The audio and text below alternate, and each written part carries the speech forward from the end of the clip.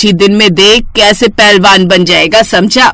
चल अब ये ले सामान की लिस्ट और सामान तोल दे से। कुछ दिन बाद सिमरन की शादी पक्की हो जाती है और गीता चाची उसे ज्ञान देती हैं।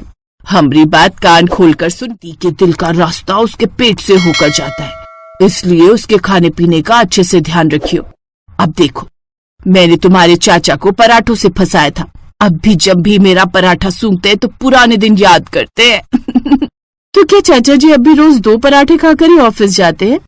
अरे अब तो डॉक्टर ने मना कर दिया है, वरना मैं तो 5-6 खिलाकर ही ऑफिस भेजती थी।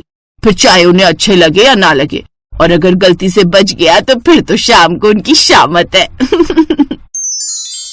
फिर मेरी शादी होते ही मैं अमेरिका आ गई और फिर तुम दोनों हो गए, तो घर गृहस्थी में बिजी होने के कारण इंडिया जाने का कभी मौका ही नहीं लगा। तो चलो इंडिया चलने की तैयारी करो। अब सिमरन अपने पति और बच्चों के साथ इंडिया वापस आ जाती है। सिमरन घर पहुंचती है तो दरवाजे पर उसके माता पिता उसके स्वागत के लिए खड़े थे, जिनसे सिमरन गले मिलती है। साथ ही बच्चे भी उनसे मिलते हैं।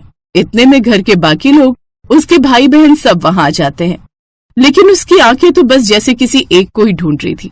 वो भागकर रसोई में जाती है जहाँ कोई नहीं होता। इसके बाद अपनी चाची के कमरे में भी जाती है, लेकिन वो वहां भी नहीं होती। अब सिमरन उदास होकर नीचे आती है।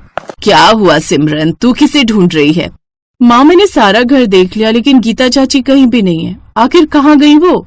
तभी पीछे से आवाज आती है, हम यहाँ हैं बिटिया। उक्का है ना, हमारी बिटिया अमेरिका से आ रही है, तो उसको कहीं से भी कि चाची कतई भी मुड़ावा नहीं है, इसीलिए हम तो ब्यूटी पार्लर में तैयार होने खातिर गए थे। बताओ तो कैसे लागत है? ये सुनकर सिमरन भागती हुई अपनी चाची के गले लग जाती है। ओह मेरी प्यारी चाची, आप आज भी वैसी ही हो, खूबसूरत और चटपटी। वो तो मैं जानती हूँ, लेकिन तू तो 2 बच्चे जन्ने के बाद भी ऐश्वर्या राय ही लगती है। आखिर भतीजी भी तो हेमा मालिनी की हूँ, लगूंगी कैसे नहीं? सब हंसने लगते हैं। बस आपकी यही चटपटी बातें सुनने के लिए मेरे कान तरस गए थे। बिटिया, हमारी बातें हंसाने वाली होती हैं, पर मकसद होता है सबका दिल जोड़ना। जिंदगी बहुत छोटी है, हंसी बांटो, मसाले मत बनाओ। बिल्कुल सही कहा चाची। अच्छा चाची चलो ना, अब उस रसोई में आज फिर कई सालों बाद हम उस चटपटी चाची की रसोई में ढेरों बातें करेंगे। चल बिटिया, आज हम तुम्हें अपने हाथों से बढ़िया बढ़िया पकवान बनाकर खिलाएंगे, और साथ ही नन्हा मुन्ना और उनके पापा को भी। जेठानी जी, आज मेरी बेटी 10 साल बाद लौटी है, तो आज साथ में बैठकर खाना खाएंगे। हाँ जरूर गीता। बातों में चटपटापन हो पर दिल में मिठास हो, यही चाय असली खूबसूरती होती है। हंसी बांटने वाले लोग सबसे बड़ी दौलत रखते हैं, जो सबके लिए चेहरे की मुस्कान बनते हैं।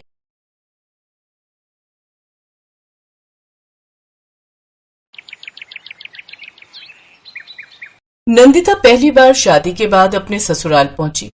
आज मेरी पहली रसोई है, इसलिए मैं अपने ससुराल वालों को मसालेदार फ्राइड राइस बनाकर खिलाती हूँ कि तभी उसकी ननद पिंकी वहां पर आ गई। खबरदार भाभी, जो आपने इस मिक्सी को हाथ भी लगाया तो। ये मिक्सी मुझे मेरी बहुत ही खास दोस्त ने गिफ्ट की थी, इसे मेरे अलावा कोई नहीं छू सकता।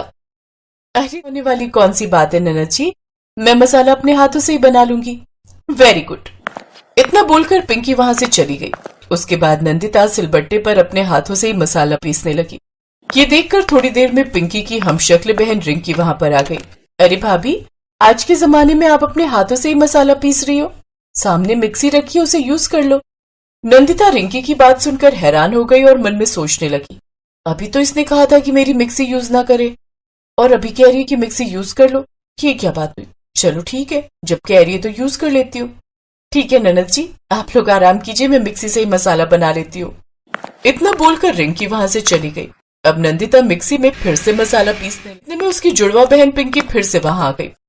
पिंकी ने गुस्से में मिक्सी उठाई और जमीन पर पटक दी। भाभी, एक नंबर की पागल औरत हो क्या? मैनर्स नहीं है आपके अंदर? अभी थोड़ी देर पहले ही आपको बताकर गई हूँ कि मेरी मिक्सी यूज मत करना, फिर भी आपने मेरी मिक्सी को हाथ कैसे लगाया? उनकी आवाज सुनकर रसोई घर में नंदिता की सास और उसका पति विक्रम आ गया। नंदिता, पिंकी, ये क्या लगा रखा है तुम दोनों ने? नंदिता ने सारी बात बताई। नंदिता की बात सुनकर उसकी सास और पति दोनों ही हंसने लगे। बहू, बात दरअसल ये है कि तुम्हारी दोनों नंदे जुड़वा हैं। रुको, अभी बुलाती हूँ। रिंकी की जरा रसोई घर में आना। थोड़ी देर में वहां पर रिंकी आ गई। उसे देखकर नंदिता हैरान हो गई। अच्छा, तो ये बात है। सारा कंफ्यूजन इसी वजह से हुआ है। ठीक है, मैं अपने हाथों से ही मसाले बना लूंगी। पिंकी गुस्से में वहां से चली गई। खैर, रात में सुहागरात के बाद दोनों सो गए। सुबह नंदिता जल्दी से उठ गई और सबके लिए चाय बनाने लगी। तभी वहां पर रिंकी आ गई। भाभी, मैंने सुना है कि आप इलायची वाली चाय बहुत अच्छी बनाते हो। हाँ रिंकी, लोग तो ऐसा ही कहते हैं। अरे भाभी, आपने मुझे कैसे पहचान लिया कि मैं रिंकी हूँ? तुम्हारी बातों से रिंकी, तुम बहुत ही नम्र मिजाज की हो। वहीं तुम्हारी हमशक्ल बहन पिंकी, उसके अंदर गर्मी भरी रहती है। इतने में नंदिता की ननद ने चाय का कप उठाया और गुस्से में जमीन पर पटक दिया। भाभी, मैं रिंकी नहीं पिंकी हूँ।